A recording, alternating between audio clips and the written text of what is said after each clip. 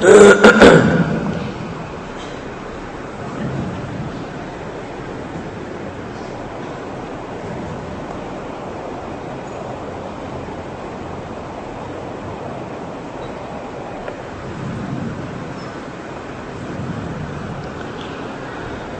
لله نحمده ونستعينه ونستغفره ونؤمن به ونتوكل عليه ونعوذ بالله من شرور أنفسنا ومن سيئات أعمالنا من يهده الله فلا مضل له ومن يضلله فلا هادي له ونشهد أن لا إله إلا الله وحده لا شريك له ونشهد أن سيدنا وحبيبنا وشفيعنا وسندنا محمدا عبده ورسوله صلى الله تعالى عليه وعلى آله وأصحابه وبارك وسلم تسليما كثيرا كثيرا أما بعد فأعوذ بالله من الشيطان الرجيم بسم الله الرحمن الرحيم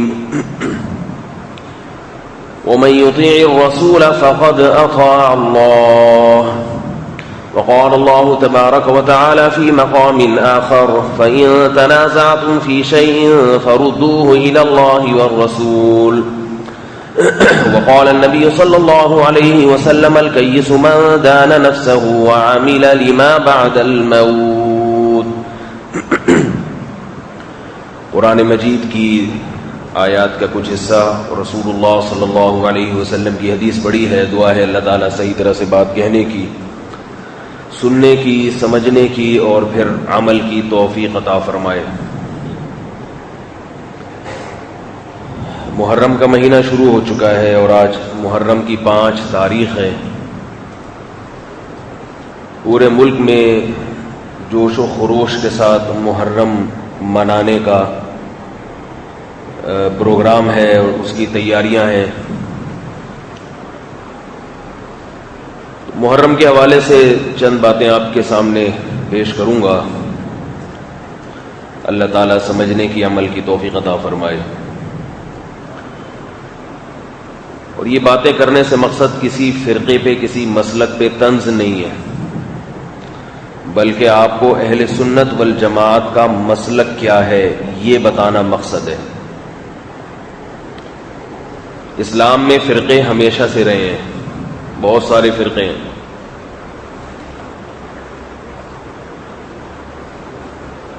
سب فرقوں کو آپ فالو نہیں کر سکتے. کئی کشتیوں میں ایک وقت میں آپ سوار نہیں ہو سکتے. آپ کو صرف یہ پہچاننا ہے کہ ہم کس مذہب کو فالو کرنے والے لوگ ہیں، تو ہمیں پھر اس کے حساب سے چلنا چاہیے. دوسرا کیا کر رہا ہے اسے کرنے دیں. چھیڑ چھاڑ کا یہ زمانہ نہیں ہے. سمجھ میں نہیں آ رہی میرا خیال ہے. دوسرا کیا کر رہا ہے اس کو بھی جا کے نہ چھیڑیں، ورنہ وہ بھی چھیڑے گا. پھر چھیڑ چھاڑ شروع ہو جاتی ہے اور غیر مسلم تماشا دیکھتے ہیں کہ ان کے اپنے ملکوں میں فسادات ہو رہے ہیں، لڑائیاں ہو رہی ہیں. ساری دنیا کے سارے انسانوں کو ٹھیک کرنا، اس کی کوشش تو ہماری ذمہ داری ہے، ٹھیک کرنا ہماری ذمہ داری نہیں. یہ فلسفہ اگر آج کے مسلمان کی سمجھ میں آ جائے نا کہ ہمارے ذمے محبت کے ساتھ، اخلاص کے ساتھ صرف کوشش ہے، باقی ساری دنیا ٹھیک نہیں ہوگی. اگر سب ٹھیک ہو گئے تو پھر اللہ نے حضرت عیسیٰ علیہ السلام کے لیے جو ذمہ داری جو ان کے ذمے لگائی ہے وہ تو گویا پھر ہم ہی اس کے ٹھیکیدار بن گئے. سارے اس وقت ٹھیک ہوں گے جب حضرت عیسیٰ ابن مریم علیہ السلام آسمان سے نازل ہوں گے، حضرت مہدی کا ظہور ہوگا، مسلمانوں کے کمانڈر ہوں گے حضرت مہدی، ان کی کمانڈ میں جہاد ہوگا، حضرت عیسیٰ علیہ السلام ساتھ ہوں گے.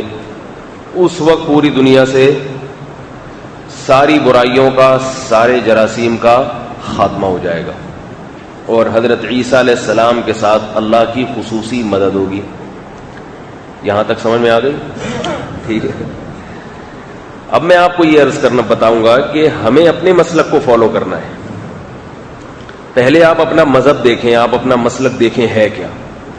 مسلک کی اور فرقے کی بات آتی ہے تو فوراً یہ سوال کھڑا ہوتا ہے اسلام میں فرقہ واریت اور مسلک پرستی نہیں ہے. 100% درست. اسلام میں مسلک پرستی نہیں ہے, لیکن مسلمانوں میں ہے. جب مسلمانوں میں ہے تو پھر آپ کو ان میں جو صحیح مسلک ہوگا وہ تو دیکھنا پڑے گا نا کہ کون سا ہے. دیکھو حدیث میں آتا ہے میری امت کے 73 فرقے ہوں گے, ان میں 72 جہنمی ہیں اور 1 جنتی ہے. تو اب یہ بات حقیقت ہے کہ اسلام میں فرقہ واریت نہیں ہے, لیکن پھر یہ نبی نے کیوں فرمایا کہ 73 فرقے ہوں گے؟ اس لیے کہ اسلام میں تو نہیں ہے مگر مسلمانوں میں ہوں گے, کیونکہ سب مسلمان اسلام کو فالو نہیں کریں گے. کچھ اپنا بھی دکان کا حساب کتاب اور دکانداری اور اپنا بھی غریبی میں سیٹ اپ چلتا رہے گا, اپنی دکانیں بھی, کچھ مذہبی رہنماؤں کی اپنی دکانیں بھی چلیں گی, کچھ جوش و خروش کے ساتھ ربیع الاول پہ ڈانس مانس بھی ہوگا, تھوڑا سا رنگ رلیاں بھی ہوں گی, اپنا سیٹ اپ بھی آہستہ آہستہ تھوڑا تھوڑا غریبی میں چلے گا. اس کی مثال ایسے ہے جیسے آپ کسی کو اپنی دکان پہ بٹھا کے گئے, تنخواہ پہ رکھا ہے آپ نے اس کو, بھائی ماہانہ 15,000 روپے دوں گا, یہ میرا جنرل اسٹور ہے. تو اب وہ کیا کر رہا ہے, ساتھ ساتھ اپنی مصنوعات بھی وہاں بیٹھ کے بیچ رہا ہے, کیونکہ اس کو ٹھکانہ مل گیا ایک اچھا خاصا. ورنہ وہ اپنی گٹکے کی الگ سے دکان بیچارہ کہاں کھولے گا بیٹھ کے؟ اس زمانے میں گٹکے کا کھوکھا بھی لاکھوں روپے میں ملتا ہے. میں نے دیکھا ہے گٹکے والے کو 4 فٹ زمین پہ بیٹھا ہوا ہے. میں نے کہا یہ اتنی سی زمین کتنے کی خریدی؟ کہہ رہا 3 لاکھ کی. خریدی بھی نہیں ہے, صرف ٹھیا لگانے کی اجازت ملی ہوئی ہے یہاں پہ. تو اب کسی نے جنرل اسٹور پہ بٹھا دیا آپ کو لا کے اور کہا یہ میری دکان میں جو چیزیں ہیں, آٹا ہے, دال ہے, شیمپو ہے, پتی ہے, جنرل اسٹور ہے, بھئی یہ تم نے بیچنا ہے, مہینے کے تمہیں 15,000 یا 20,000 روپے تنخواہ مل جائے گی. تو جو دیانتدار ملازم ہوگا وہ کہے گا بھائی یہ میری جگہ نہیں ہے, یہ تو مالک نے بٹھایا ہے, اسی کی چیزیں بیچوں. لیکن بعض لوگ ایسا کریں گے کہ بھائی چلو ایک ٹھکانہ مل گیا, مالک کون سا 24 گھنٹے سر پہ کھڑا ہوتا ہے, تو ٹھکانہ مل گیا تو اپنے گٹکے کی الگ سے جگہ خریدنے کی کیا ضرورت ہے؟ غریبی میں یہیں وہ کام بھی کرو. جیب میں رکھے گا, کچھ شاپر چھپا کے رکھے گا, ہاں بھائی یہ تو شیمپو اتنے کا ہے, گٹکا کھاتے ہو؟ کھاتا ہوں, ہے پڑیا ہے میرے پاس, بتاؤ. تو ایسے ہی دینی جو مذہبی اور رہنما ہے نا, دینی رہنما جو قوم کے روحانی پیشوا کہلائے جاتے ہیں, ان میں بھی کچھ تو ایسا کرتے ہیں کہ بھائی اللہ نے, اس کے رسول صلی اللہ علیہ وسلم نے, اللہ نے ہمیں جو بٹھایا ہے وہ اپنے مذہب کی پرچار کے لیے, اپنے دین کی تبلیغ کے لیے بٹھایا. یہ منبر, یہ مدرسہ, یہ تدریس کی جگہ, یہ خطابت کی جگہ ہمیں اس لیے نہیں ملی کہ ہم اپنا بھی کاروبار چلائیں اس میں, سمجھ رہے بات کو, بلکہ ہم ذمہ دار ہیں لتبین, کیا ہے, لتبین للناس ما نزل الیہم. اللہ نے آسمان سے جو احکام نازل کیے ہم صرف اسی کو ڈیفائن کر سکتے ہیں یہاں بیٹھ. غریبی میں اپنا سیٹ اپ بولو بھائی نہیں چلے. لیکن مسئلہ یہ ہے کہ جیسے جنرل اسٹور پہ بیٹھنے والا, وہ اگر صرف آپ کا مال بیچے گا تو اسے لگی بندی تنخواہ مل جائے گی, اپنا بزنس نہیں چلے گا, اس کا نفع کم ہو جائے گا. تو اسی طرح بعض لوگ یہ سمجھتے ہیں کہ منبر پہ بیٹھنے کے بعد اگر ہم نے صرف اللہ اور اس کے رسول کی بات آپ تک پہنچائی تو اس سے تو سوائے مسجد کی جو ماہانہ تنخواہ ہے جو امام مسجد کو ملتی ہے اور خطیب کو ملتی ہے, اس کے علاوہ کوئی سیٹ اپ نہیں چلے گا. اگر غریبی بھی ساتھ ساتھ چلتی رہے, لوگوں کے مزاج کی باتیں بھی ہوتی رہیں, لوگ محرم میں رونے کے لیے آئے ہیں تو رلاؤ, لوگ محرم میں بہت سارے قصے سننے کے لیے آئے ہیں, ان میں کچھ واقعات کا تو ثبوت ہے, اوتھینٹک ہیں, کچھ من گھڑت ہیں, تو اب وہ بھی سناؤ, گریویاں لگا لگا کے, تاکہ مجلسیں گرم ہو, محفلیں گرم ہو, لوگ واہ واہ کریں, سبحان اللہ کریں. تو پھر نذرانے اور ہدیوں کی گریویاں چلتی رہیں گی, ہماری گٹکے کی دکانیں بھی ساتھ ساتھ چلیں گی.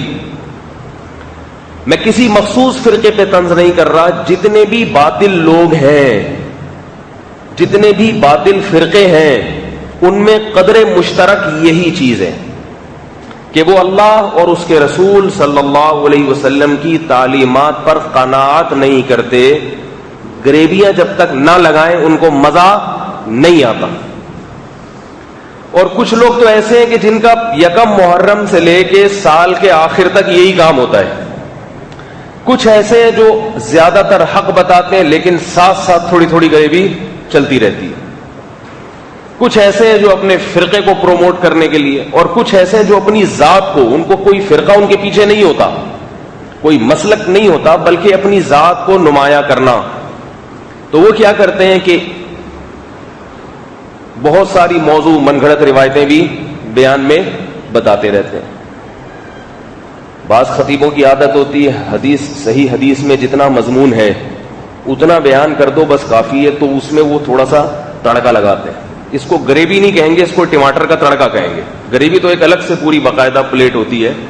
تڑکا ہوتا ہے کہ اسی بیان میں ذائقہ پیدا کرنے کے لیے دہی یا ٹماٹر کا تڑکا لگا دیا جائے. یہاں ایک صحت کے حوالے سے چھوٹی سی بات کروں گا. یہ جو آپ ہوٹلوں میں جا کے یا گھروں میں بیوی سے کہتے ہیں نا تڑکا لگاؤ, دہی کا تڑکا لگوا لیا کریں. ٹماٹر کا تڑکا نقصان دیتا ہے.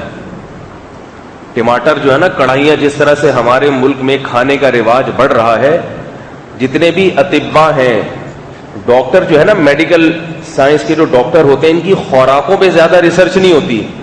ان کی ریسرچ زیادہ تر دوائیوں پہ ہوتی ہے. لہذا خوراک کے بارے میں پوچھنا ہو تو ڈاکٹروں کے بجائے حکیموں سے پوچھا کریں.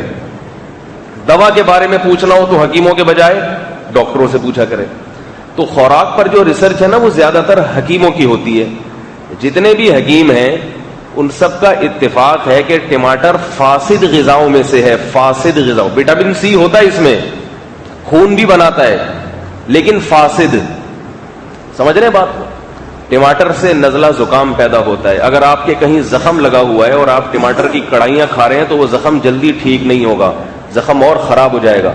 اور ٹماٹر کا چھلکا اور ٹماٹر کی جو بیج ہے وہ پتھری بھی پیدا کرتا ہے اور بیماریاں پیدا کرتا ہے. ابھی موضوع ٹماٹر نہیں ہے, ابھی ہم کوئی یہ بھی گریوی ہے, سمجھیں اس کو, ٹھیک ہے. ہمارے بھی بیان میں تھوڑی تھوڑی گریویاں چلتی رہتی ہیں. تو میں یہ کر رہا تھا, بعض لوگ تو بیان میں موضوع من گھڑت واقعات اور روایتوں کی گریویاں لاتے ہیں, اور بعض کیا کرتے ہیں موضوع تو ٹھیک ہوتا ہے مگر اس میں تھوڑا سا غیر مستند باتوں کا تڑکا لگاتے ہیں. مقصد دونوں کا ایک ہی ہوتا ہے کہ تھوڑا سا لوگ واہ واہ کر لیں. تو یہ جو میں ابھی محرم کے حوالے سے بات کروں گا آپ کے سامنے,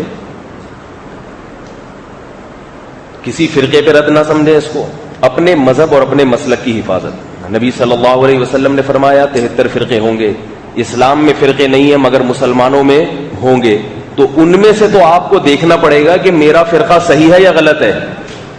یہ تو دیکھنا پڑے گا نا آپ کو, اور پھر اس پر آپ نے مضبوطی سے جمنا ہے. اور پالیسی کیا اختیار کرنی ہے, اپنے مذہب کو چھوڑنا نہیں ہے اور دوسرے کو چھیڑنا نہیں. سمجھ رہے ہیں بات کو؟ اپنے مذہب کو. ابھی مسئلہ یہ ہے کہ اہل سنت والجماعت جو اپنے آپ کو کہتے ہیں وہ اپنے مذہب پر قائم نہیں ہے. میں تھوڑا سا فرقوں کی وہ ڈیفائن کروں, یہ اسلام میں کب سے شروع ہوئے اور ان میں برحق کون ہے. دیکھو, صحابہ کرام کے دور میں ہی اسلام میں فرقے پیدا ہونا شروع ہو گئے تھے, اور اسلام میں فرقہ واریت کی جو بنیاد پڑی ہے وہ کہاں سے پڑی ہے, اس کو سمجھیں آپ. اور کون سا فرقہ ہے جو 1400 سال سے اسی مذہب پہ قائم ہے جو مذہب محمد صلی اللہ علیہ وسلم ہمیں دے کے گئے تھے. اس کو سمجھنا بہت ضروری ہے.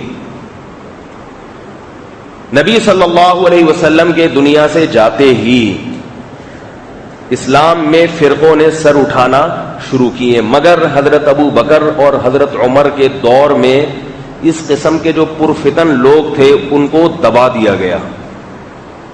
حدیث میں آتا ہے نبی صلی اللہ علیہ وسلم نے خواب دیکھا,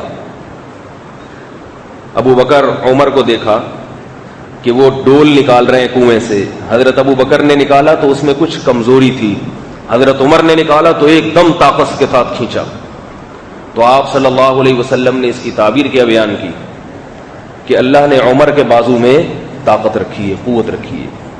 حضرت عمر کا دور تقریباً 10.5-11 سال کا دور حکومت ہے.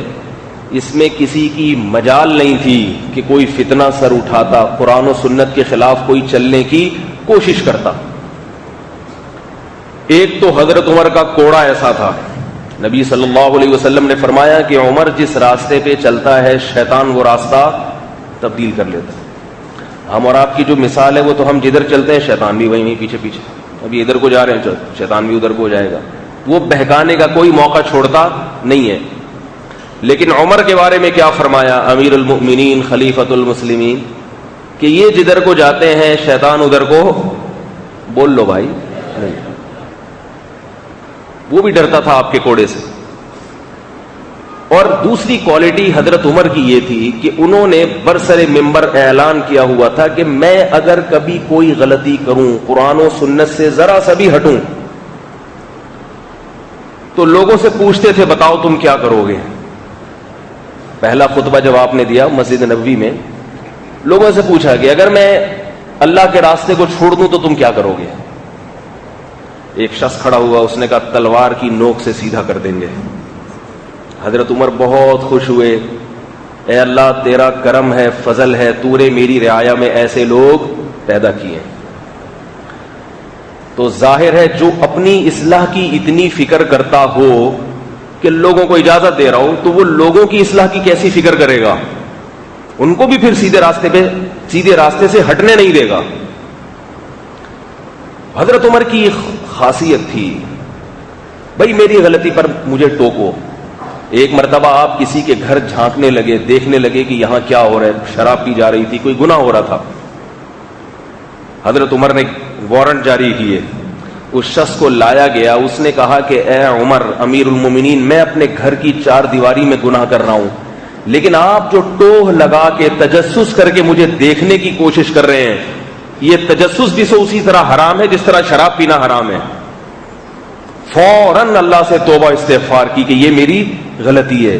اس کی اجازت نہیں ہے کہ ہم کسی کے گھر میں جھانکیں یا کسی کی پرائیویسی میں جا کے دیکھیں کہ یہ کیا کر رہا ہے. فوراً, اور آئندہ یہ کام نہیں کیا. پھر بہت واقعات ہیں, اگر میں یہ سنانا شروع کروں حضرت عمر کے واقعات تو یہ انشاءاللہ اسی محرم میں کے مہینے میں حضرت عمر کی سیرت پر بھی انشاءاللہ ایک بیان کرنے کا ارادہ ہے. دعا کرے اللہ تعالیٰ مقدر فرما دے. تو ظاہر ہے پھر رعایا کو بھی سیدھا رکھا. کیسے سیدھا رکھتے تھے, ایک مرتبہ ایک صحابی کو دیکھا کہ بیچ سڑک پہ مدینہ کے کنارے کسی جوان عورت کے ساتھ بالکل قریب کھڑے ہو کر بات چیت کر رہے ہیں, اور وہ بھی ایسے جیسے کوئی تنہائی ہوتی ہے, تو بدگمانی ہو سکتی ہے اس سے.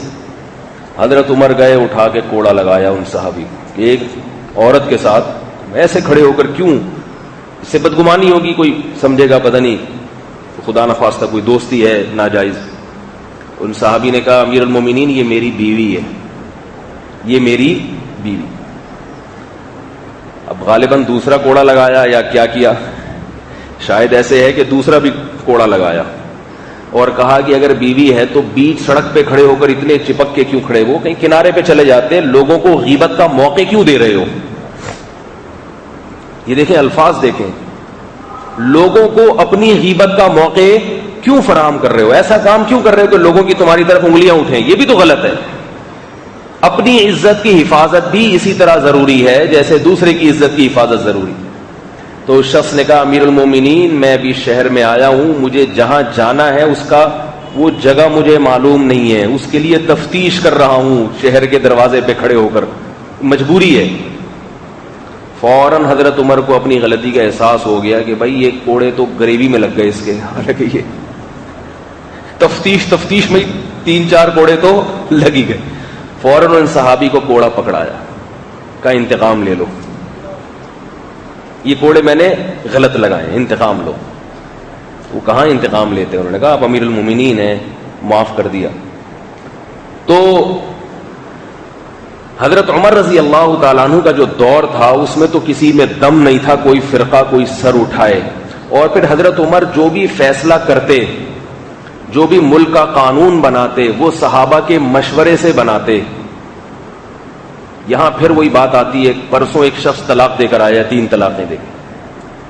اس کے پوری فیملی آئی, یہاں بیٹھے, کہہ رہے میں نے غصے میں کہہ دیا بیوی کو طلاق طلاق طلاق. تو میں نے اس کو کہا کہ ہو گئی یہ طلاق, ختم ہو گیا معاملہ.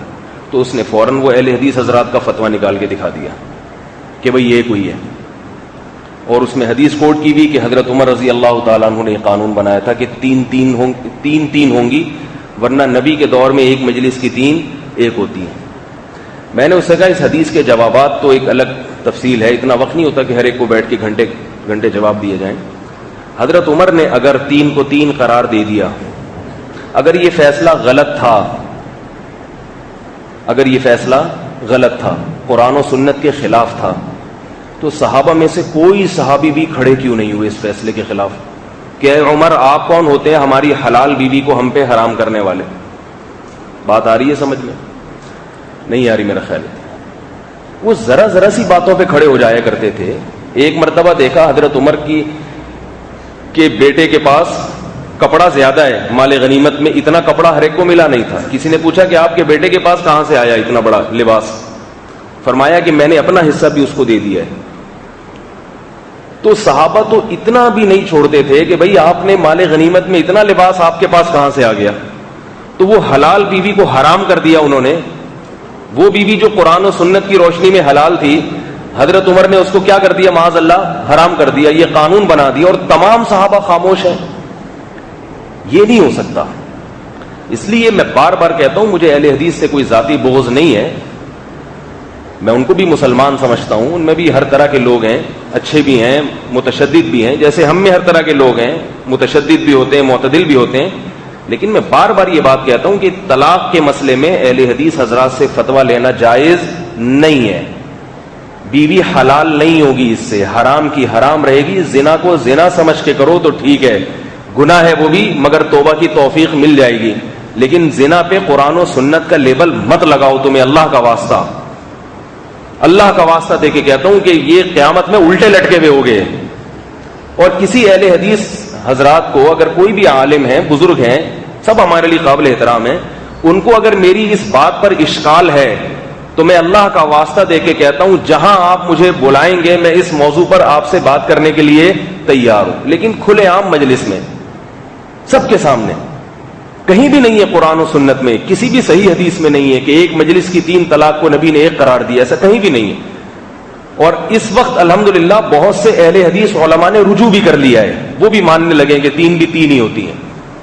تو عوام کو چاہیے کہ دین کو مذاق اور تماشا نہ بنائے. طلاق دینے سے پہلے سوچا کرو.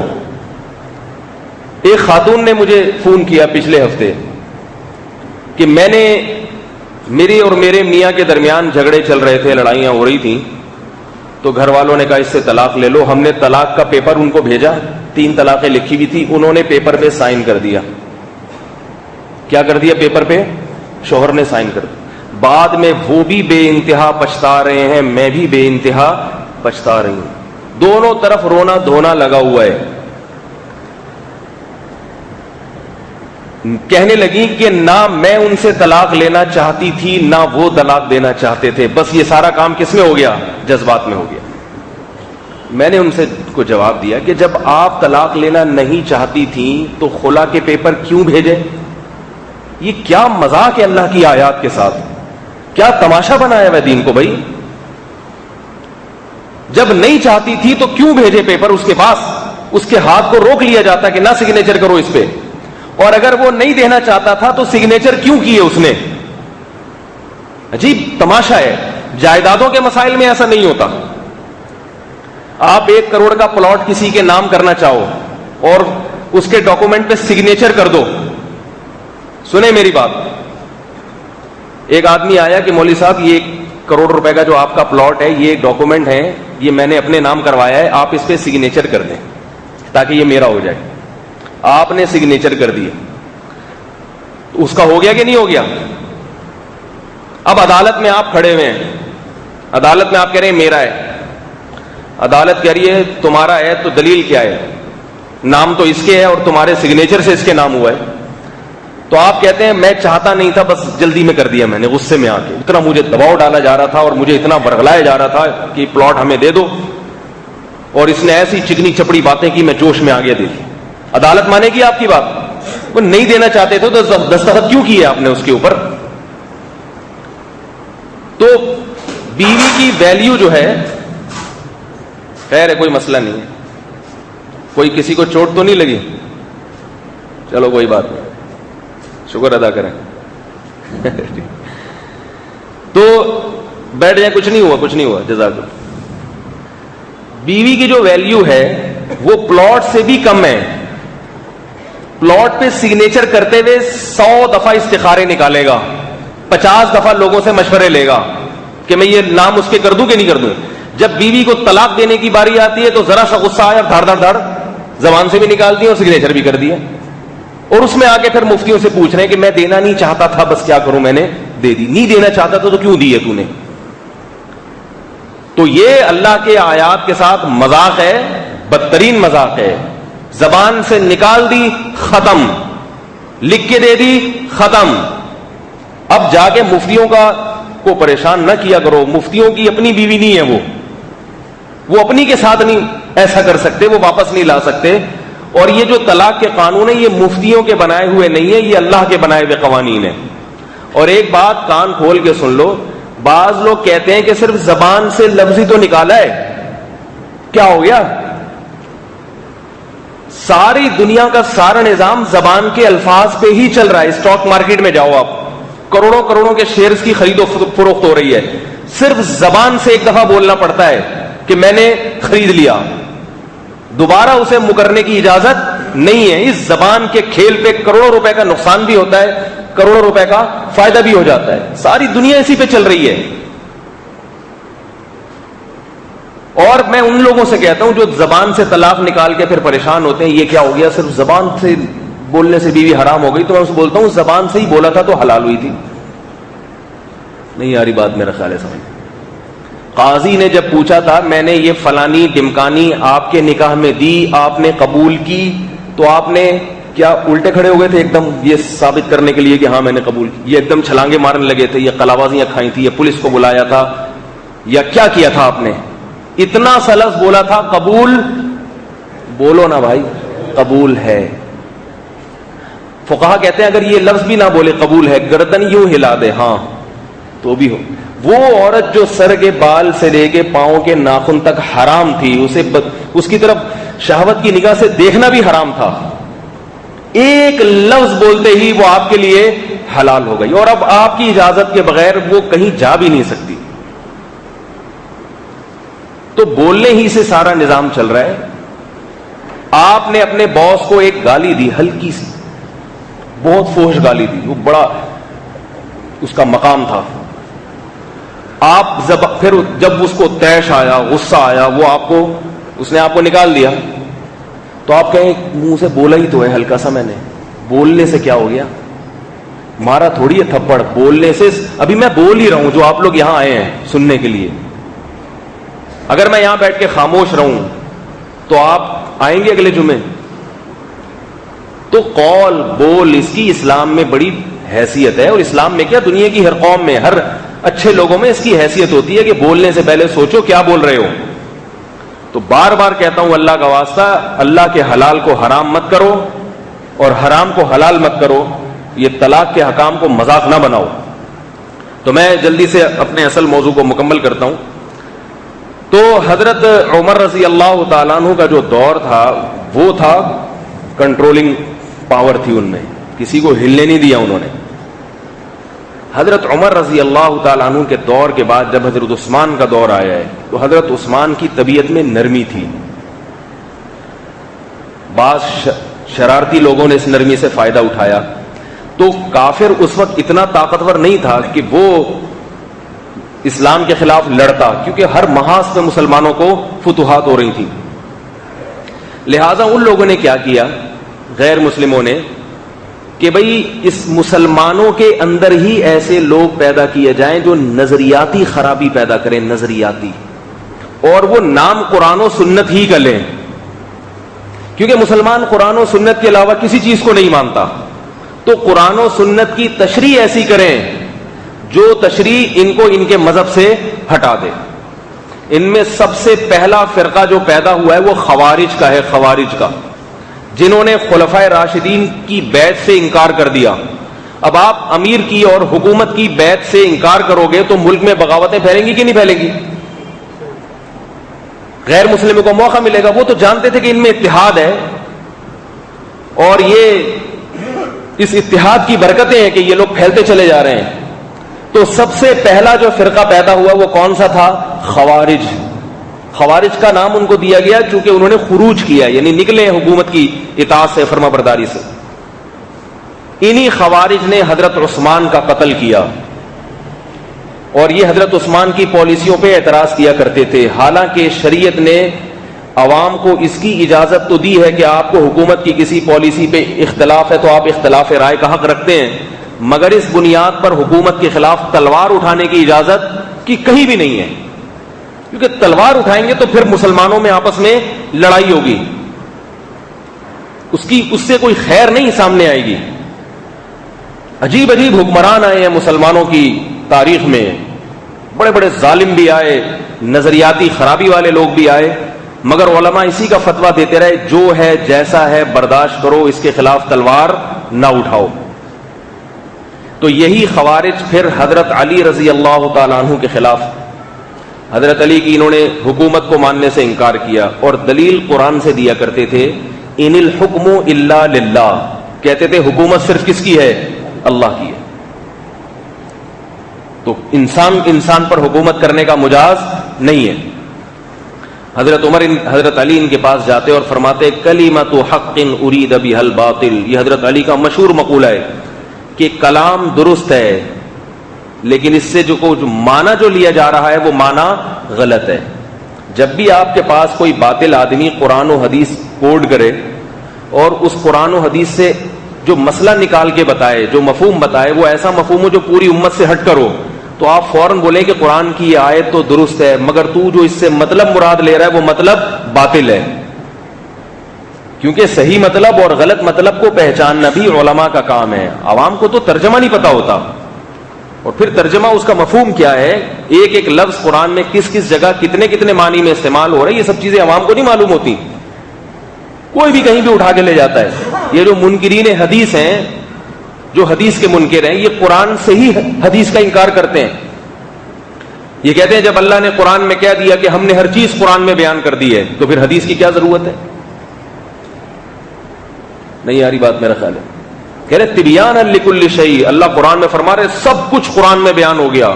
تو یہ مولوی تمہیں بخاری میں، مسلم میں، ترمذی میں کیوں لگاتے ہیں، حدیثوں میں کیوں لگاتے ہیں؟ لہذا یہ مولویوں نے اپنی دکانیں چلانے کے لیے یہ کیا ہوا ہے. تو اب قرآن سے مولویوں کو دکاندار ہونا ثابت کر دیا اپنے خیال کے مطابق، حالانکہ قرآن کی آیت کا یہ مطلب نہیں ہے. منکر حدیث اسی قسم کی بات کر رہا تھا کہ قرآن میں اللہ نے ہر چیز کو بیان کر دیا ہے تو پھر آپ حدیث کو کیوں فالو کر رہے ہو؟ میں نے کہا بالکل ہر چیز کو بیان کیا ہے، اس چیز کو بھی بیان کیا ہے کہ حدیث کو فالو کرنا چاہیے کہ نہیں کرنا چاہیے. اگر آپ کہتے ہو یہ والی چیز بیان نہیں ہے تو اس کا مطلب ہر چیز بیان نہیں ہے، اور اگر یہ والی چیز بیان ہے تو جب خود قرآن نے بیان کر دیا کہ حدیث کو بھی فالو کرو تو اس کو کیوں فالو نہیں کر رہے آپ؟ نہیں یاری میرا خیال ہے بات سمجھ. تو کیونکہ ان کے اعتراضات کے نہ تو سر ہوتے ہیں نہ پاؤں ہوتے ہیں، تو ان اعتراضات کے جواب بھی اسی طریقے سے دیے جاتے ہیں. انہی کی ٹیکنیکل جو کر رہے ہیں نا، گھما رہے ہیں، تو اسی کو گھما کے ادھر ہی پھیر دیں. میری عادت ہوتی ہے کوئی بھی باطل آدمی جب کوئی مجھ سے کوئی قرآن پر اعتراض کرتا ہے تو الحمدللہ میں اسی اعتراض کو گھما کے اسی طرف پھیر دیتا ہوں. ٹھیک ہے کہ بھائی تو اس کا جواب دے. وہ بیچارہ قیامت تک بغلے جھانکتا رہتا ہے، اسے جواب ملتا نہیں. تو خوارج پہلا فرقہ تھا. انہوں نے کیا کہا؟ ان الحکم الا للہ، حکومت صرف کس کی ہوگی؟ اللہ کی ہوگی. لہذا انسانوں پر حکومت کا اہل نہیں ہے. علی تو انسان ہیں، امیر المومنین ہوں گے مسلمانوں کے، ہم مسلمان تو ہیں مگر ان کی امارت کو تسلیم نہیں کرتے. اسی طرح پھر ایک اور فرقہ پیدا ہوا جس نے تقدیر کا انکار کر دیا. وہ کہتا تھا یہ عقل میں نہیں آتی، جب اللہ نے سب کچھ پہلے سے لکھا ہوا ہے تو پھر انسان کی اچھائی اچھائی نہیں، برائی برائی نہیں ہے، تو سب کچھ لکھا ہوا ہے. اس کے جوابات ہیں، وہ الگ موضوع ہے. میں ابھی تقدیر کے مسئلے کو نہیں چھیڑ رہا، لیکن تقدیر کا مسئلہ بھی ہمارے ایمان کا حصہ ہے.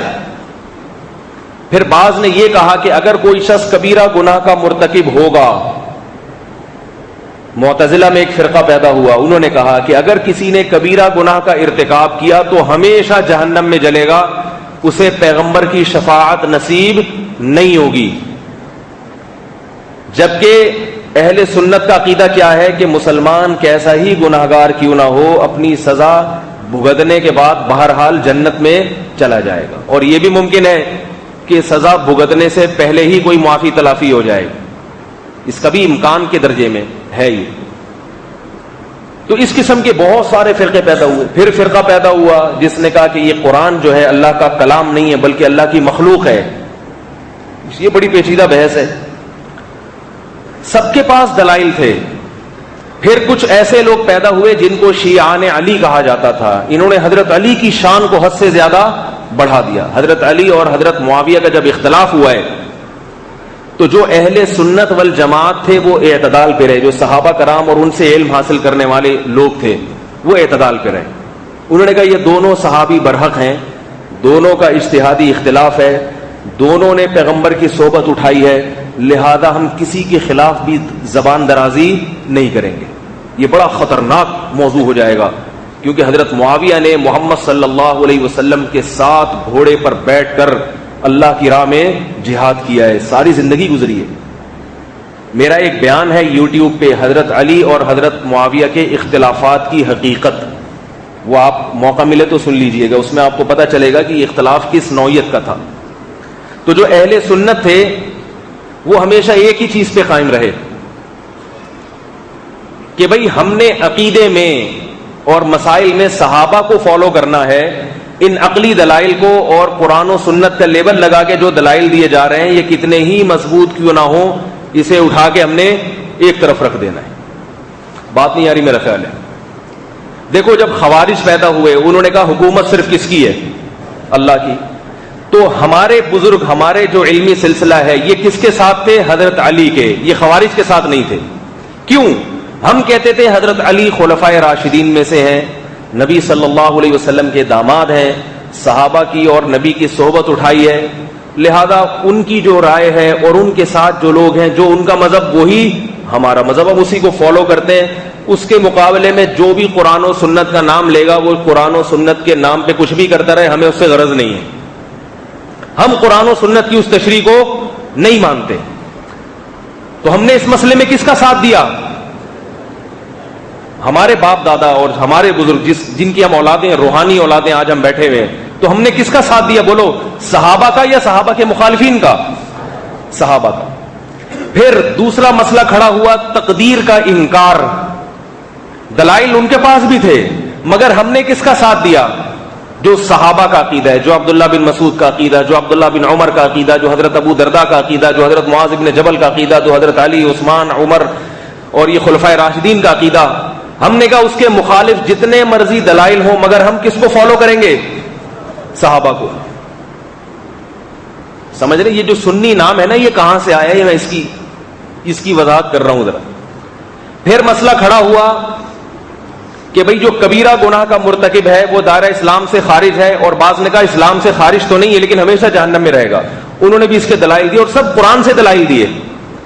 مثلا ان کی ایک دلیل یہ تھی کہ قرآن میں آتا ہے جس نے مسلمان کو جان بوجھ کر قتل کر دیا وہ ہمیشہ جہنم میں جلے گا. یہ قرآن کے الفاظ ہیں. تو وہ کہتے تھے دیکھو قتل کرنے والا بعض دفعہ مسلمان بھی ہوتا ہے اور قتل جس کو کیا جا رہا ہے وہ بھی مسلمان. تو قاتل کے بارے میں قرآن کہہ رہے ہمیشہ جہنم میں جلے گا, اور قتل گناہ کبیرہ ہے تو پتہ چلا کبیرہ گناہ کرنے والا ہمیشہ جہنم میں جلے گا. ہم نے ان کی اس دلیل کو فالو بولو بھائی نہیں کیا, حالانکہ قرآن کے الفاظ یہی ہیں کہ ہمیشہ جہنم میں جلے گا. میں بات آپ کو اس لیے کہہ رہا ہوں کہ آج جتنی گمراہی پھیلائی جا رہی ہے خدا کی قسم قرآن و سنت کے نام پہ پھیلائی جا رہی ہے, لیکن ہم نے اس عقیدے کو فالو نہیں کیا. ہم نے کہا قاتل 1000 انسانوں کا قتل کرنے والا بھی ہو, قتل کی سزا بھگتنے کے بعد, اگر وہ ایمان تھا اس میں کلمہ تھا, قتل کی سزا بھگتنے کے بعد ایک دن جہنم کی آگ سے اپنے ایمان کی برکت سے نکلے گا. کیوں؟ اس لیے کہ صحابہ کا یہ عقیدہ تھا کہ قاتل کی ایک دن بخشش, بولو بھائی. تو ہم نے صحابہ کے خلاف قرآن کی آیت کو, یہ قرآن کی آیت کے جو یہ مفہوم ہے اس کو نہیں مانا, بلکہ ہم نے قرآن کی آیت میں تعویل کی. ہم نے کہا ہم نے کہا یہاں ہمیشہ سے مراد یا تو بہت طویل عرصہ ہے یا اصل سزا ہمیشہ ہی ہے، مگر دوسرے دلائل سے پتہ چلتا ہے کہ اس اصل، بعض دفعہ کسی مجرم کی اصل سزا کچھ اور ہوتی ہے مگر کسی وجہ سے وہ اصل سزا معاف ہو جاتی ہے، وہ وجہ ہے پیغمبر کی شفاعت۔ اصل سزا تو یہی ہے لیکن پیغمبر کی شفاعت کی وجہ سے وہ اس اصل سزا میں تخفیف ہو جائے گی۔ تو ہم کس کو فالو کرتے آ رہے ہیں؟ صحابہ کو، ہر چیز میں۔ ہم نے قرآن و حدیث کے وہ دلائل جو وہ دے رہے تھے۔ اسی طرح ایک فرقہ پیدا ہوا، اس نے کہا کہ قیامت کے دن ان آنکھوں سے اللہ کا دیدار نہیں ہوگا، اور قرآن کی آیت پیش کی، لا تدرکہ الابصار وہو یدرک الابصار۔ اللہ قرآن میں فرماتے ہیں کوئی آنکھ اس اللہ کا ادراک نہیں کر سکتی، اس تک نہیں پہنچ سکتی، اور اللہ سب آنکھوں تک پہنچتا ہے۔ لیکن ہم نے یہاں اور دوسری عقلی دلیل دی کہ اللہ کی ذات عقل سے بالاتر ہے، لہذا اسے ان مادی آنکھوں سے دیکھنا ممکن ہی نہیں ہے۔ یہ عقلی دلیل دی، بظاہر بڑی مضبوط دلیل ہے، مگر ہمارا عقیدہ کیا ہے کہ دنیا میں نہیں لیکن قیامت کے دن ان آنکھوں سے اللہ کا دیدار بولتے کیوں نہیں میرے بھائی؟ نیمبو لے کر آیا کروں گا اگلے ہفتے سے، نیمبو جیب میں رکھا کریں، جیسے ہی سستی ہو تھوڑا سا چاٹ لیا، اس سے ایک دم طبیعت فریش۔ یہ نیمبو کا نسخہ مجھے کہاں سے پتا چلا؟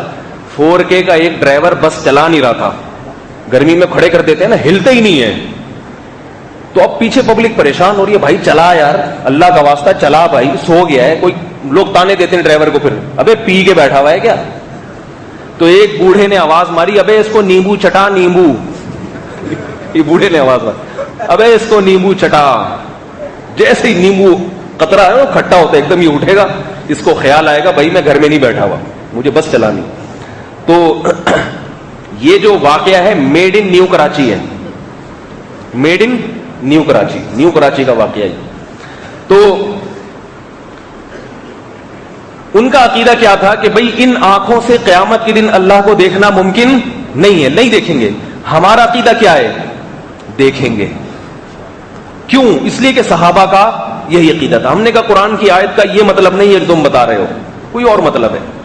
وہ کیا ہے؟ وہ موضوع نہیں ہے، وہ ایک الگ موضوع ہے، وہ پھر کسی اور وقت میں انشاءاللہ بیان کریں گے۔ اسی طرح جب صحابہ کرام کی آپس میں لڑائی ہوئی ہے، حضرت معاویہ حضرت علی کی، حضرت عثمان کے قاتلوں سے قصاص کے مسئلے پر لڑائی ہوئی، یہ لڑائی کوئی حکومت کے حصول یا کرسی کے حصول کے لیے نہیں تھی۔ حضرت معاویہ کا موقف یہ تھا کہ میں آپ کے ہاتھ پر جب بیعت کروں گا جب آپ حضرت عثمان کے قاتلوں کو چوک پہ لٹکائیں گے، کیونکہ حضرت عثمان حضرت معاویہ کے رشتے میں رشتہ دار بھی تھے۔ اور حضرت علی کا موقف یہ تھا کہ مدینہ میں ایسے فساد کا ماحول ہے کہ اگر میں نے قاتلوں سے انتقام لے کے لٹکا دیا تو حکومت کا معاملہ اور زیادہ کمزور ہو جائے۔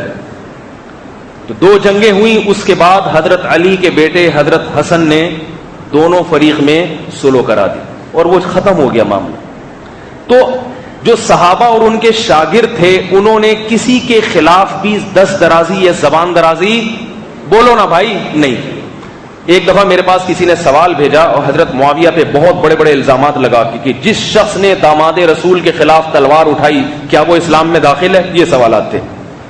میں نے اس کو جواب لکھا، میں نے کہا جو اعتراضات آپ حضرت معاویہ پہ کر رہے ہو یہ تو جس کے خلاف تلوار اٹھی اس نے نہیں کیے، یہ اعتراضات نہیں آ رہی بات، آپ کی نہیں سمجھ میں آ رہی تو اس کی کہاں سے سمجھ میں آئے گی؟ الزام وہ لگاؤ کہ جس کے خلاف تلوار اٹھی ہے اس نے وہ الزامات نہیں لگائے، انہوں نے ان کو اسلام سے خارج نہیں کیا، انہوں نے ان کے فوجی جو اس میں قتل ہوئے ان کے نماز جنازہ کا اور ان کے غسل کفن کا اور ان کے دفنانے کا حکم دیا ہے۔ وہ معاملہ نہیں کیا جو کافروں کے ساتھ ہوتا ہے، نہ مال غنیمت کو تقسیم کیا گیا، نہ کسی عورت کی عزت پہ ہاتھ ڈالا گیا، ان کو مسلمان سمجھا گیا۔ یہ سمجھا گیا بھئی حکومت کے خلاف بغاوت کرنے والے لوگ ہیں اور ان کے پاس کچھ ان کو بہکایا گیا ہے، کچھ غلط رخ پہ ڈالا گیا ہے، تو حاکم کی ذمہ داری ہوتی ہے کہ وہ تلوار کی طاقت سے اس بغاوت کو کچھ لے، مگر وہ یہ فرق کرے کہ یہ میری اپنے ملک کی رعایا ہے یا کوئی دشمن فوج ہے۔ تو حضرت عمر ان کو حضرت علی اپنے ملک کی رعایا جیسا معاملہ ان کے ساتھ کر کے ان کے ساتھ معاملات کر رہے تھے۔ تو اہل سنت کا عقیدہ کیا ہے کہ دونوں میں اختلاف ہوا، حضرت علی حضرت معاویہ میں، لیکن آج تک کسی اہل سنت والجماعت کے مسلک کو فالو کرنے والا نہ حضرت علی کے خلاف زبان درازی کرتا ہے، نہ حضرت بولتے کیوں نہیں، نہ حضرت کیوں؟ بھائی دونوں صحابی رسول ہیں، وہ بڑے تھے، ان کے جو آپس کے اختلاف تھے وہ ہو سکتے ہیں، ہم چھوٹوں کو یہ حق نہیں پہنچتا کہ کسی بڑے پر انگلی اٹھائیں۔ حضرت مولانا اشرف علی تھانوی رحمہ اللہ کا مشہور واقعہ ہے، کہتے ہیں میرے والد اور چچا میں لڑائی ہو گئی، تو میرے والد نے چچا کے خلاف کچھ کہا تو میں نے بھی کہنا شروع کر دیا، بچے تھے یہ، کہتے ہیں میرے والد نے کھینچ کے ایک تھپڑ لگایا مجھے، بولا میرا تو بھائی ہے، میں اس سے اختلاف کر سکتا ہوں، تم کیوں کر رہے ہو؟ تمہارے تو چچا ہے، تمہارے لیے تو قابل احترام ہے وہ، آپ کے ابا اماں میں لڑائی ہو رہی ہے، آپ نے اٹھا کے دونوں کو کوٹنا شروع کر دیا۔ ابا اماں بولیں گے کہ بیٹا ہم تو میاں بیوی ہیں، ہماری تو جو نکاح اسی بنیاد پہ ہوا تھا کہ لڑیں گے، تو شادی کے وقت میرا خیال ہے اب تو شناختی کارڈ میں بھی وہ جو نکاح فارم ہے نا، اس میں کھانا ایسا لکھ دینا چاہیے کہ بھائی لڑائی ہوگی کہ نہیں ہوگی، پہلے سے ہو تاکہ یہ جھگڑے نہ ہو، پھر لڑائی ہونا مسئلہ نہیں، جھگڑوں سے نقصان ہوتا ہے۔ تو ابا اماں میں لڑائی ہو رہی ہے، آپ نے گریبان سے پکڑا، وہ ایک مکہ ادھر لگایا ادھر لگایا، جیسے گلی میں دو دوست لڑ رہے ہوتے ہیں نا تو آپ جا کے ان کو چھڑواتے ہو، تو وہی طریقہ آپ نے اپنے ابا اماں کا بھی اختیار کیا۔ تو وہ بولیں گے نا بیٹا ہم تو میاں بیوی ہیں، ہمیں آپس میں اختلاف کا حق ہے، تم اولاد ہو، تم نہ اس پہ ہاتھ اٹھا سکتے ہو نہ اس پہ اٹھا سکتے۔ تو یہ صحابہ اور تابعین کا عقیدہ تھا کہ نہ حضرت علی پہ تنقید کی جائے نہ حضرت معاویہ۔ بعض لوگوں کے دل حضرت معاویہ کے خلاف تھے اس دور میں، تو امام مالک رحمہ اللہ سے کسی نے پوچھا کہ عمر بن عبد العزیز جو بہت بعد میں آئے ہیں اور بڑی عدل و انصاف سے حکومت کی ہے، کیا عمر بن عبد العزیز بہتر ہے یا معاویہ بہتر ہے؟ امام مالک رو پڑے اور فرمایا کہ حضرت معاویہ جس گھوڑے پہ بیٹھ کے نبی صلی اللہ علیہ وسلم کے ساتھ جہاد کیا کرتے تھے، اس گھوڑے کی دھول جو گھوڑے کی ناک میں جاتی تھی، جو گرد و غبار، عمر بن عبد العزیز اس گرد و غبار کے برابر بھی اس گرد و غبار کے برابر بھی نہیں ہے، کیونکہ محمد صلی اللہ علیہ وسلم کے ساتھ گھوڑے کی پشت پہ بیٹھ کر جہاد کرنے کی جسے توفیق مل گئی اس کے برابر کون ہو سکتا ہے؟ سید الانبیاء کے ساتھ جہاد کیا ہے، سید الانبیاء کے ساتھ مل کے لڑائی کی ہے۔ فضیلت میں حضرت علی یقیناً بہت زیادہ ہیں، حضرت معاویہ ان کے برابر نہیں ہیں، لیکن حضرت معاویہ کی شان میں تنقیص کرنا یہ ہمارا عقیدہ بولو بھائی نہیں۔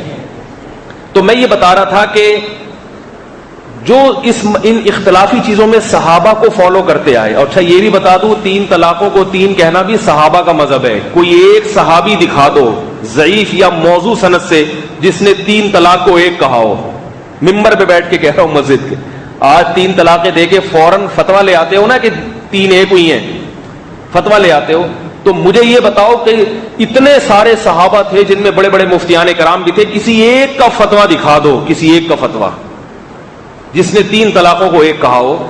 تو اس میں بھی یہی بات ہے کہ قرآن و سنت کا نام ہر آدمی لیتا ہے، معتزلہ بھی لیتے تھے، خوارج بھی لیتے تھے، سب لیتے تھے، مگر حق پر وہی ہے جو قرآن و سنت میں جب اختلاف ہوگا تو کس کو فالو کرے گا؟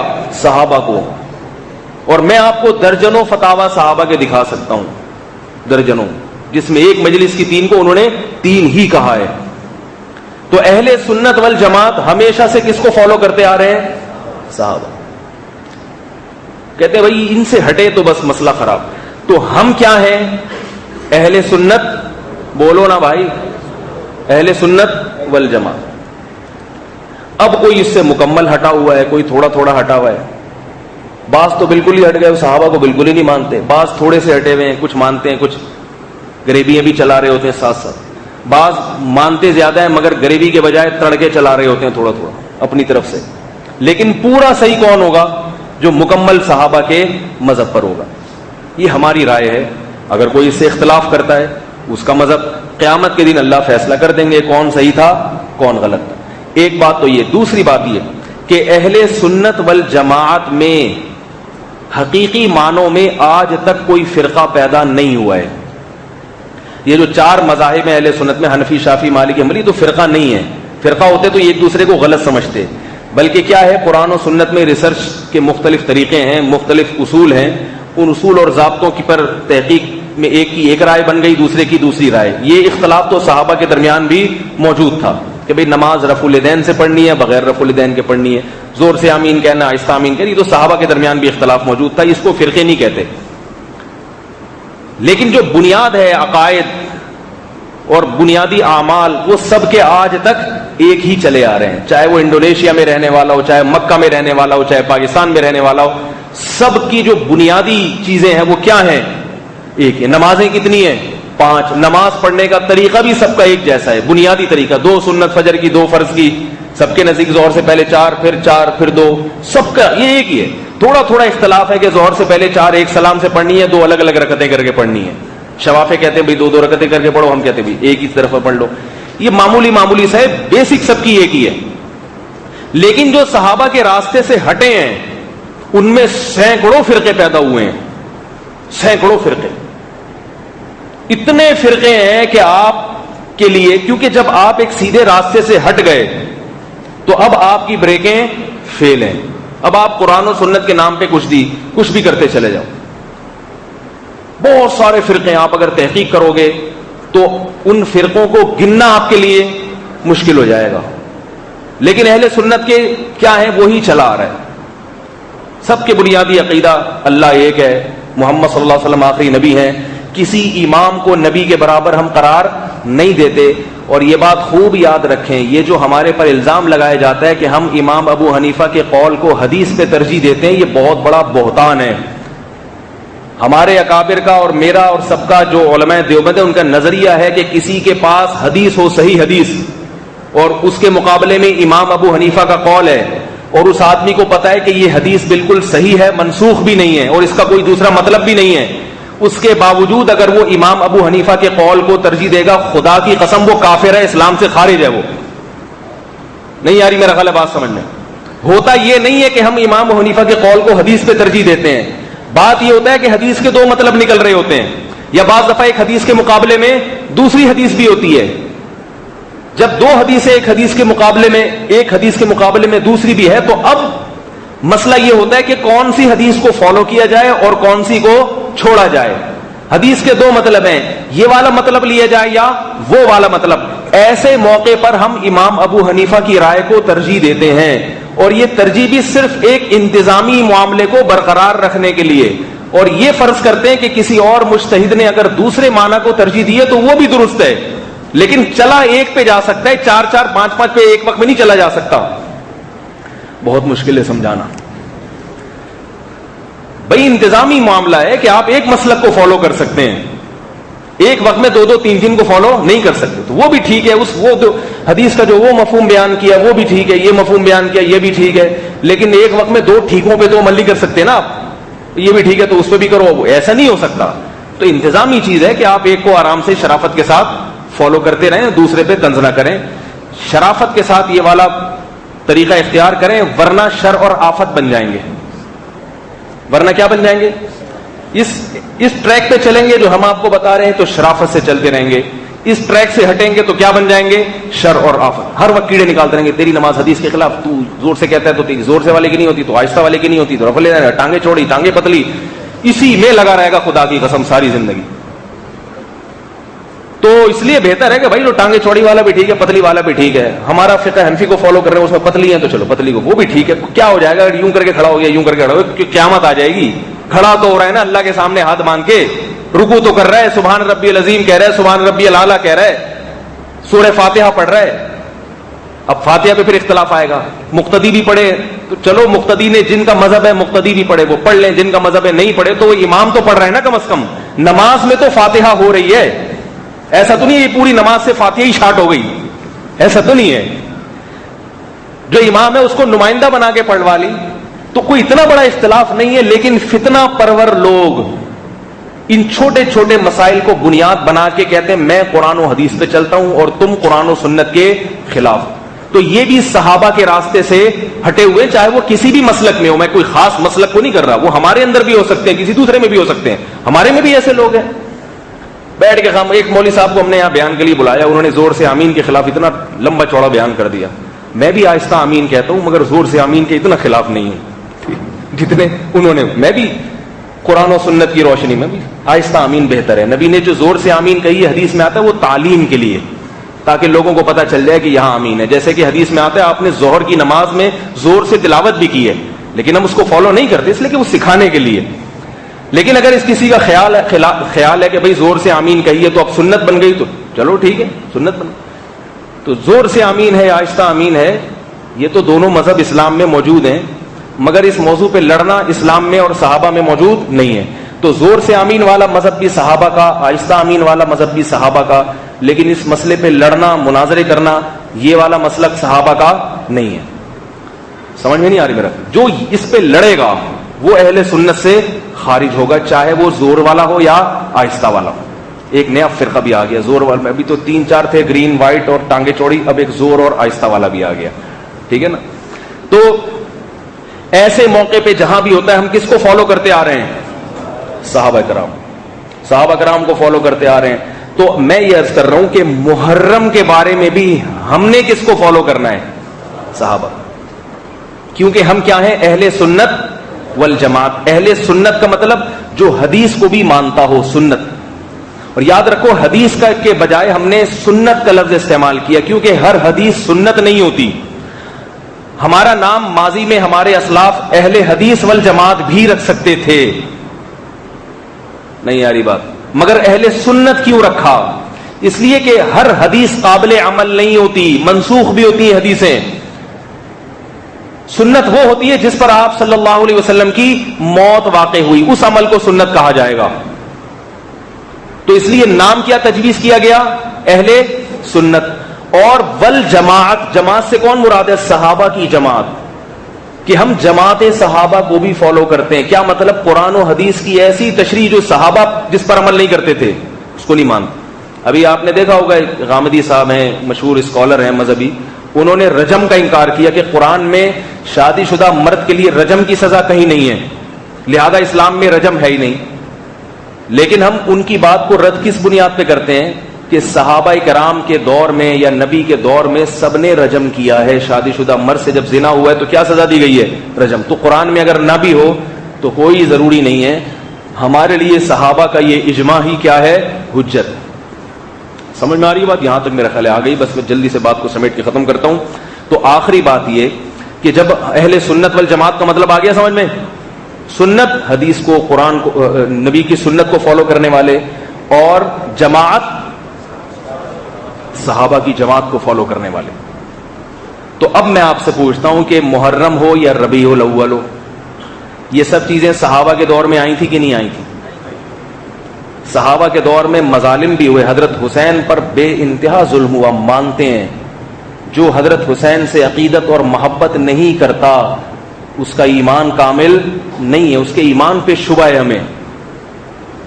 لیکن حضرت حسین کے اہل بیت نے کیا یہ سب کچھ کیا تھا جو آج محرم میں ہو رہا ہے. کمال ہے کہ جس ایران میں جس چیز پر پابندی لگی ہوئی ہے، جلوسوں پر، ماتم پہ، وہ کام ہمارے ملک میں ہو رہے ہیں. وہ اپنے ملک میں برداشت نہیں کر رہے. تو حکومت کی ذمہ داری ہے یا نہیں کہ ان حالات کو کنٹرول کرنے کی کوشش کرے؟ تو کربلا کا واقعہ اسلامی تاریخ میں صرف ایک واقعہ نہیں ہے. اسلامی تاریخ میں اہل حق کے ساتھ ظلم اور زیادتی کے واقعات بھرے ہوئے ہیں. ایسے موقع پہ ہمیں وہی کرنا چاہیے جو صحابہ کرام نے کیا تھا. وہ کیا ہے کہ اسلام میں مرثیہ حرام ہے، اسلام میں ماتم حرام ہے، اسلام میں غم کو منانا حرام ہے. غم کو منانا، 3 دن کے بعد تعزیت کو مکروہ لکھا ہے فقہا نے کہ 3 دن کے بعد اگر آپ تعزیت کر رہے ہیں تو آپ غم کو زیادہ اہمیت دے رہے ہیں آپ. تو ہمیں حضرت حسین رضی اللہ تعالی عنہ کی شہادت سے جو سبق ملتا ہے اس سبق کو فالو کرنا چاہیے. یہ صحابہ کا طریقہ ہے، وہ واقعات سے اسباق حاصل کرتے تھے. دین کے لیے قربانی ہے، دین و مذہب کے لیے اپنا سب کچھ قربان کر دینا، یہ سبق ہمیں ملتا ہے، اس کو ہمیں فالو کرنا چاہیے. اور یہ بھی یاد رکھنا چاہیے کہ اہل سنت والجماعت کے ہاں شہادت ایک نحوست نہیں ہے بلکہ ایک برکت اور خوشی کی چیز ہے، برکت کی چیز ہے. 10 محرم کا دن دوسرے مذہبوں میں دوسرے مسلکوں میں منحوس ہوگا. میں بار بار کہہ رہا ہوں کسی کو چھیڑنے کی ضرورت نہیں ہے, جو ان کا مذہب ہے ان کو فالو کرنے دو. دنیا میں اور بھی تو بہت سارے مذاہب ہیں, ہر ایک کو جا کے آپ چھیڑتے ہو کہ یہ کیوں کر رہا ہے یہ کیوں نہیں کر رہا. بھائی جو کر رہا ہے کرنے دو. ہم ایک دفعہ کوئٹہ سے آ رہا تھا میں, تو ایک صاحب کہیں ہمارے ساتھ بیٹھے تھے, جب نماز کا وقت آیا تو پتہ نہیں کون سے فرقے کے تو عجیب عجیب طریقے سے نماز پڑھ رہے تھے. اس کو غصہ آ کے بولے یہ کیا کر رہا ہے. اب اس سے لڑائی جھگڑا ہو رہا ہے. پھر انہوں نے اپنے ساتھی کو پکڑا, انہوں نے بولا بھائی جو کر رہا ہے کرنے دے, تو اپنی نماز پڑھ اور پتلی گلی سے نکل یہاں سے, کیونکہ یہ اگر لڑائی جھگڑا یہاں کھڑا ہو گیا, یہ ویسے ہی بلوچوں کا علاقہ ہے, وہ کچھ اور سمجھیں گے کہ گوادر پہ لڑائی ہو رہی ہے. وہ کیا سمجھیں گے, گوادر پہ لڑائی ہو رہی ہے, بندوقیں نکل آئیں گی اور بہت کچھ مسئلہ خراب ہو جائے گا. لڑائی شروع کس پر ہوئے گی اور جا کے کہاں ختم ہوگی, گوادر نہ ہاتھ سے نکل جائے کہیں. ٹھیک ہے نا. تو یہ دور نہیں ہے کہ آپ خام خامے کسی کو جا کے چھیڑیں. آپ یہ دیکھیں کہ مجھے کیا کرنا ہے. کسی کو ہدایت چاہیے ہوگی تو اللہ نے ہدایت کے راستے سب کے لیے کھول دیے. فمن شاء فلیؤمن ومن شاء فلیکفر.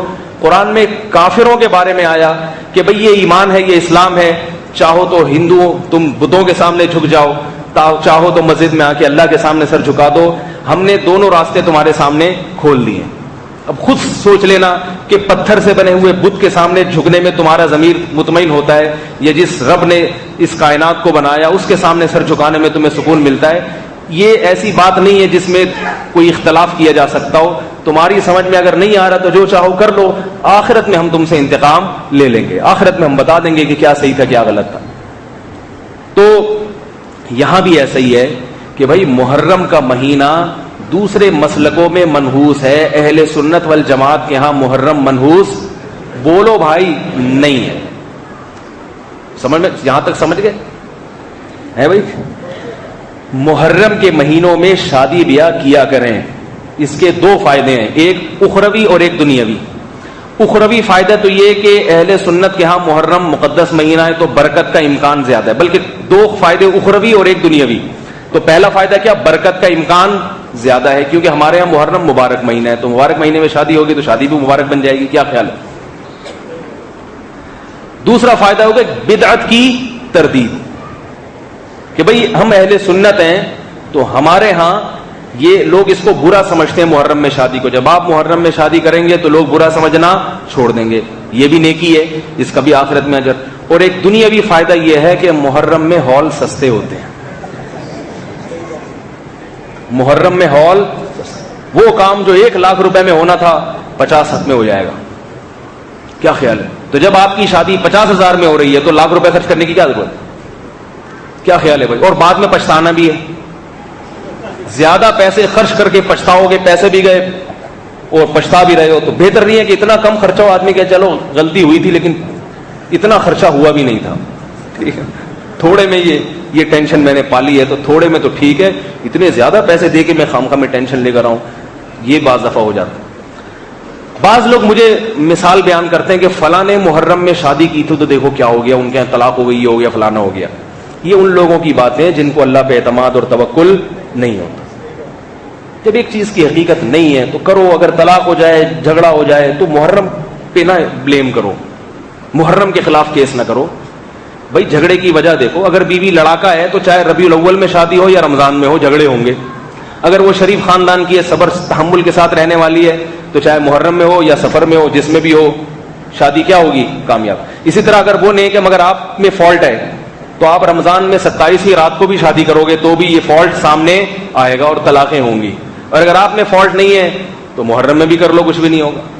اور ایک بات آخری کہہ کے بس بات ختم, کہ محرم میں اگر دیکھو کہ کسی کے ہاں شادی کامیاب نہیں ہوئی تو پریشان نہ ہوا کرو, ربیع الاول والوں کی بھی کون سا کامیاب ہو رہی ہے. آئی بات سمجھ میں.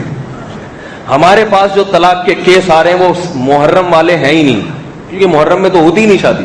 جتنے کیس آ رہے ربیع الاول, رمضان, عید کے دن بھی شادی ہوئی اور بقرعید سے پہلے طلاق ہو گئی.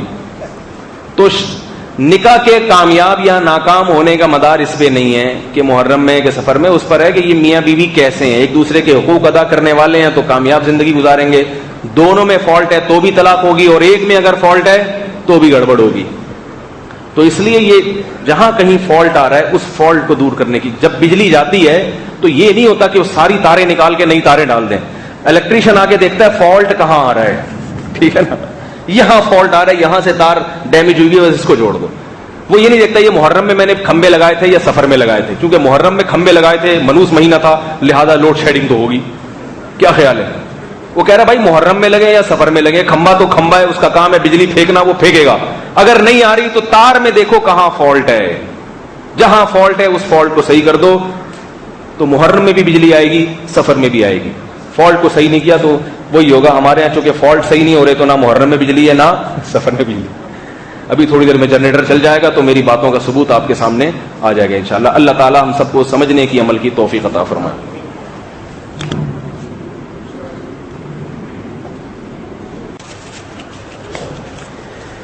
یہ کسی نے کہا ہے کہ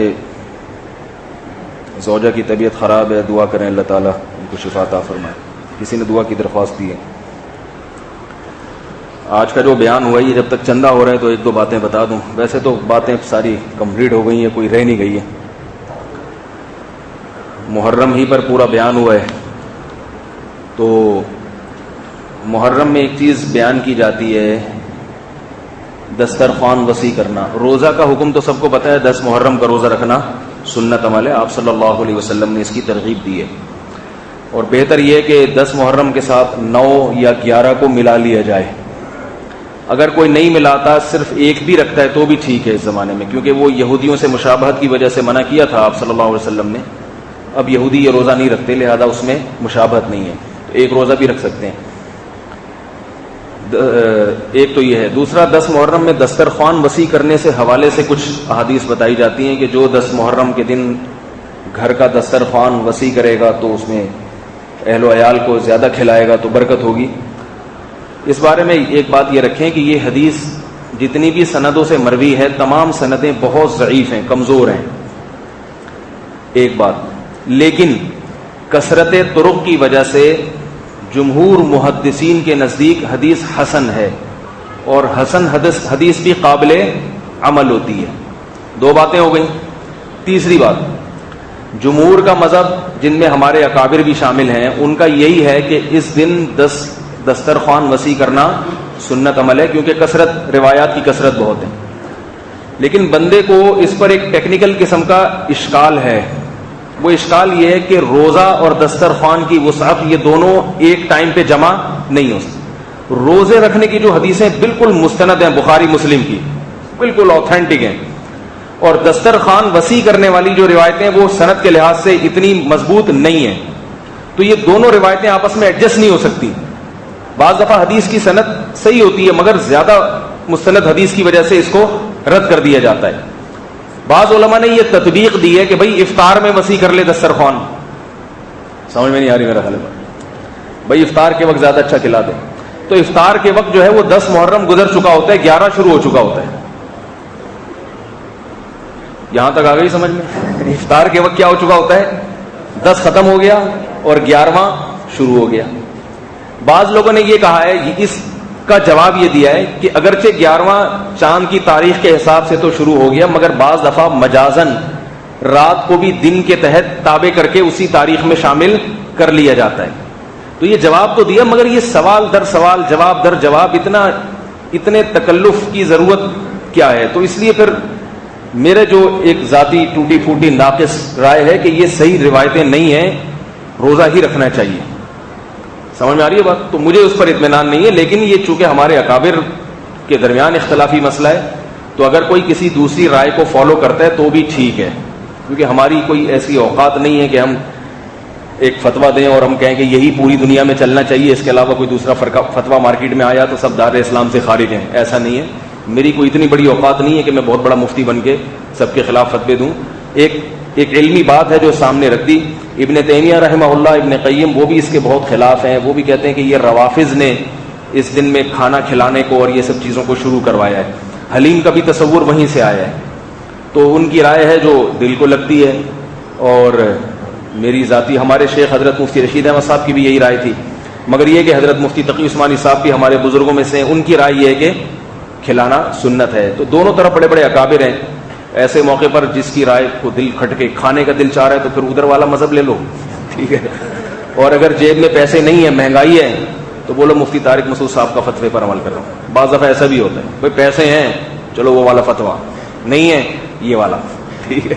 ایسا نہیں کریں، جس کی رائے زیادہ سمجھ میں آ رہی ہے بس اسی کو فالو کریں، چاہے جیب میں پیسے ہوں یا نہ ہو. وہ تو میں ایک ویسی مزاح میں کہہ رہا تھا، بعض لوگ اس طرح بھی شریعت پہ عمل کرتے ہیں، یہ والا طریقہ ٹھیک نہیں ہے. چلو کیا کہتے ہیں مفتیان کرام اس پاک کپڑے کے بارے میں جس کو دھوبی سے دھلوا؟ بھائی یہ چھوٹے چھوٹے مسائل بعد میں پوچھا کریں. دھوبی کے کپڑے جب آپ دھوبی کے پاس دھلواتے ہیں تو اگر پہلے سے کپڑا پاک تھا، وہ آپ نے دھوبی گھاٹ بھیج دیا اور وہ ڈرائی کلینر کے پاس بھیج دیا اور وہ واپس آیا تو پاک ہی سمجھا جائے گا.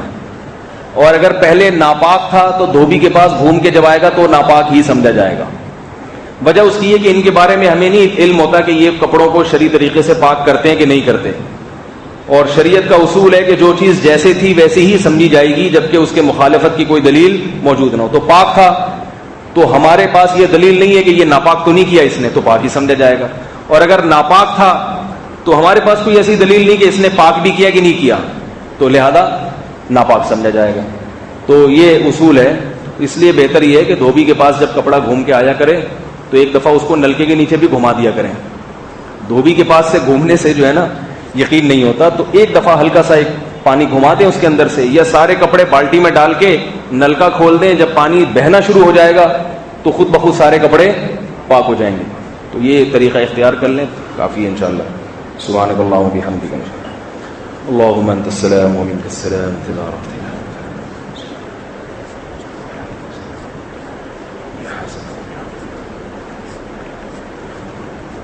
برحمتک یا ارحم